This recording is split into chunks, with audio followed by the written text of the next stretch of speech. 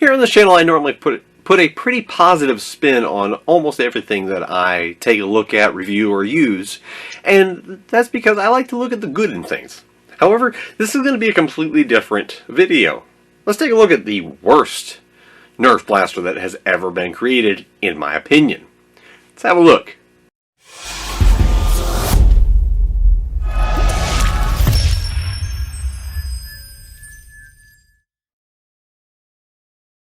Now, what is it going to take to be the worst? Now, Nerf, of course, is the biggest name in the hobby. Forget the whole bandwagoning onto Dart Zone that people are doing currently. And yes, that is what it is. If you weren't a fan of Dart Zone back when they were actually still good, with things like the Scorpion and other blasters back 3 or 4 years ago, yeah, you're just jumping on the bandwagon now as they've really started to put out some great things. Busby also has had a lot of great things come and go over the years, and so has X-Shot.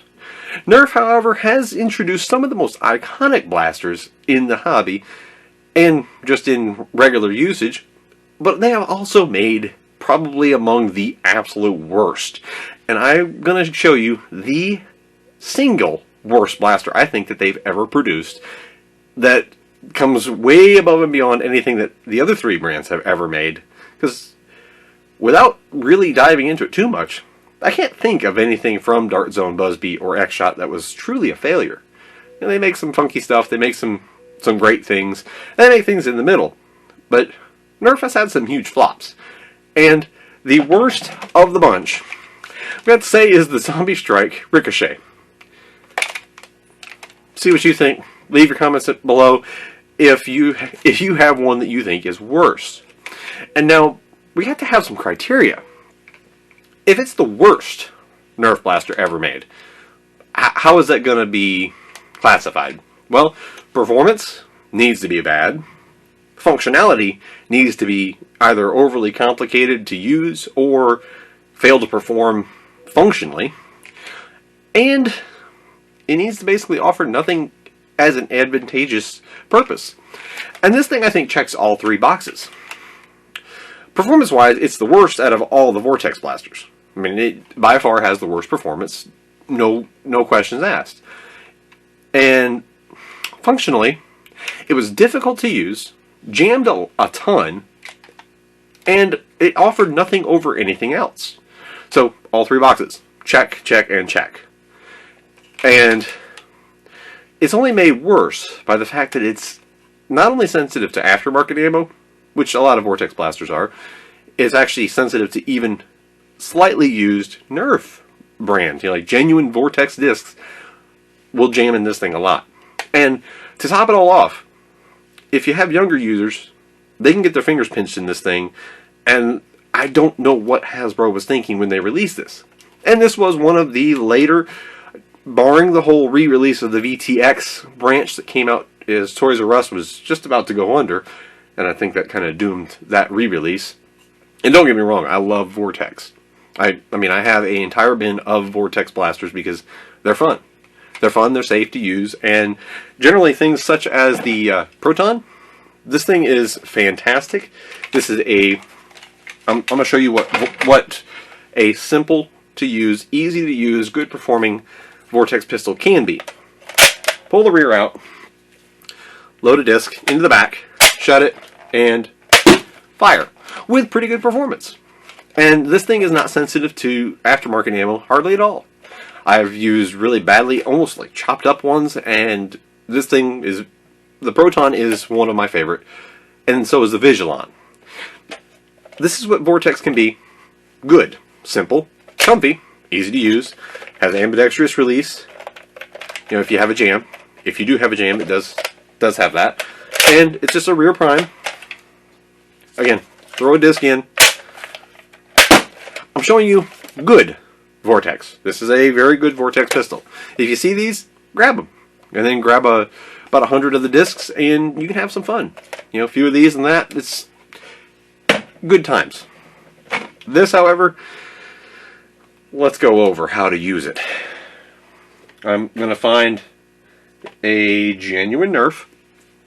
Here we go. Genuine Nerf, got the label on it. You cannot rear prime it first. You need to, if you do, it half starts and then jams. The mechanism is preventing you from actually loading it. Now, you must shove this in with your fingers, and you have to get it pushed all the way back in till it activates a little tab, and then, nope, didn't do it right. And this is normal. I end up having to hold that, try to prime it. This one is a good condition one. There. Finally got one loaded. And that stays back. You don't get to shove it forward. Now, it fires at about half the performance of the Proton. We're going to go through that whole process one more time. Again, here is one of the glowing discs. You must insert this in, and it has to contact that tab. Nope.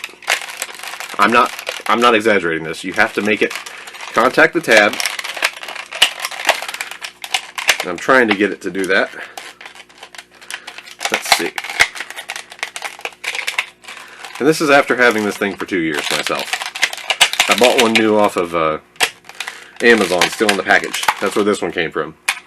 Bought it new off of Amazon for $10, and this is how my experience has been. Again, you're not going to have a good time with this thing. So functionally, compared to its own rival, it performs horribly in every aspect. And here's the first thing. At about the same time, they introduced the slightly larger Ripshot, which, hilariously enough, works good.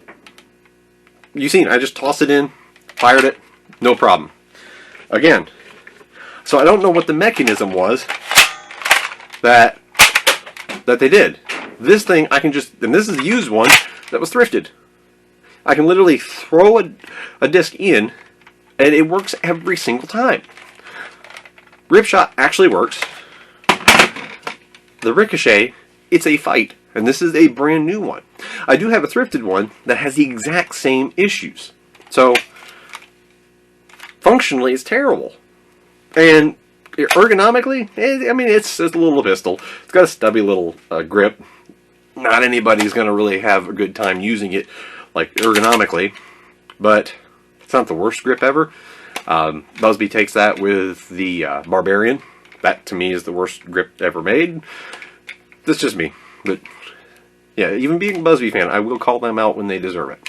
But, I can't get past how horribly designed and engineered this is. Because not only does it perform horribly, actual performance, when you get the disc to fire, it has the worst performance out of any Vortex blaster ever made. It functionally doesn't work properly most of the time. You end up making sure I'm using genuine discs. You have to get it to hit what is like a release in there. You can't just shove the disc in and prime it. It doesn't work. You have to get it to activate, which normally takes some effort. And this is normal.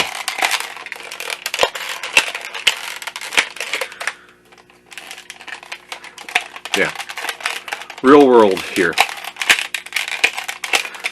I do have jams and malfunctions while using this. And then sometimes you do end up having to actually reach in there and just remove the disc and start over. There's a real honest show and display of how this thing works. Or more accurately, doesn't. And I'm being sure, because I have a whole bunch of the headshot discs, I'm being sure to use the genuine Nerf. And it doesn't matter. It really doesn't. If you use the headshot, which I have a ton of them, let's get one of the actual glow discs. Again, in, finally, and fire. you've seen live how long that takes. I'm not going to edit that out. You get to enjoy that whole little segment of me fighting with this thing. On the flip side, you have the Proton. It works every time. So, this was literally one of the examples of Hasbro just making something to sell it. I know, but isn't that the purpose of all products? But no, they had this. The Proton already existed. The Proton was out before this. So why have this in addition to this other than just take people's money? They could have offered a new limited edition paint job on the Proton. Bring the Proton back. This thing is great. So is the Vigilon. And heck, the Ripshot even works. So for me, this takes the cake. Because not only compared to anything else that was out there, this offered no performance advantage. It functionally does not work properly. And it's just bad. There's just no purpose to this thing other than for somebody like me, a content creator, making a video to tell you, if you see one of these, get it if you really want to, just to see for yourself. But no, you're buying probably the worst Nerf blaster that Hasbro has ever put out there. And it's certainly worse than any blaster from any of the other three big brands. And, I mean, geez, Jaru's got this thing beat. So, we'll even include them in there. But the Nerf Vortex Zombie Strike Ripshot, I mean, Ricochet.